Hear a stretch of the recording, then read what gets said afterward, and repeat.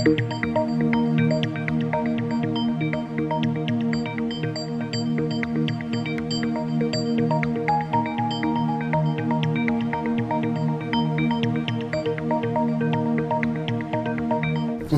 que, dans ces conditions, en ne mentionnant pas expressis verbis, s'agissant du décompte des mandats présidentiels, que ceux exécutés sous l'empire de la précédente Constitution doivent être pris en compte pour l'application de l'article 55, il ne peut être sérieusement fait grief au président de la République sortant, se fondant sur ce nouveau départ de la vie politique et institutionnelle, de prétendre briguer un nouveau mandat.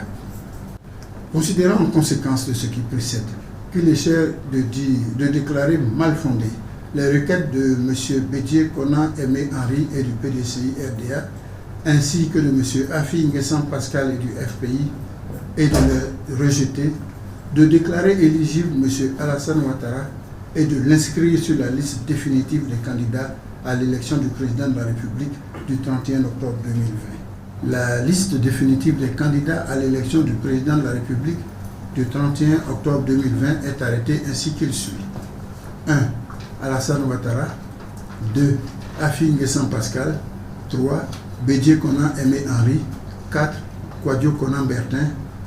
Considérant ainsi que le dossier de candidature de M. Soro Kibafouri Guillaume n'est pas conforme aux dispositions de l'article 48 du Code électoral qui subordent la validité de la candidature à la présidence de la République à la qualité d'électeur, laquelle résulte de l'inscription sur la liste électorale.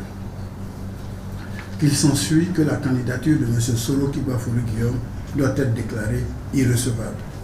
Chaque candidat à l'élection du président de la République est tenu de produire une déclaration de candidature revêtue de sa signature dûment légalisée. Que la déclaration de candidature censée émaner de M. Gbagbo Laurent ne comporte pas la signature de celui-ci, même s'il était inscrit sur la liste électorale, et avait produit une déclaration personnelle revêtue de sa signature légalisée.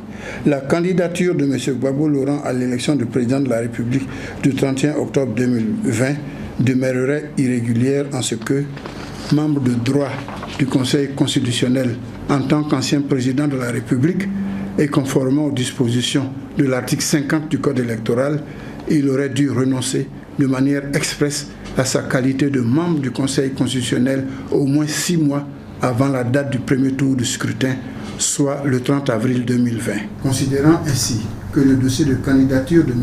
Gbagbo Laurent n'est pas conforme aux dispositions des articles 48, 50 et 51 du Code électoral et doit en conséquence être déclaré irrecevable.